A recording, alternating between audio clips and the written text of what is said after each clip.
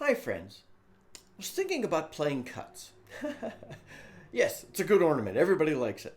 Probably the first ornament you and I learned. It's where you're playing a note and then quickly, in the blink of an eye, release a finger above it. A lot of people are told when they're just getting started to create a habit of, like, if you're playing a note on the bottom hand, to use the finger covering the third hole, that's the G, to use that for the cut. And I've said that as sort of common practice recommendations, but it's not really what I've ended up doing much. And if you're playing like the G or the A, they say you're supposed to cut with the finger covering the B, that first hole.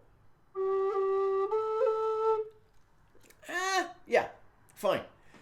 But what I found is that common wisdom for a beginner doesn't often work well. And I think when we tell beginners that you should use just those two fingers for a cut, that you're setting a beginner up for some frustration. So I want you to feel free when you're playing a cut. Like when I was playing the other day, and this is what underlined it for me. I was playing a second octave E. And when I was playing the second octave E, just out of kind of force of habit, because I listened to that advice when I was getting started, I used the third hole for the cut. And it did that. And I'm like, that note is unstable. So I've been experimenting, and my normal habit now has become to simply use whatever finger I feel like. But most often, the most stable cut, because the cut's not playing another note, but you don't want it to squeak and get funny. The most stable note to use for the cut is the one right above the one you're playing. So you're rarely going to mid-cut. You can. So it's normally that an entry to a note. So if you're playing a D, you're going to cut with the E. And so on and so forth. Just use the finger above the note you're playing.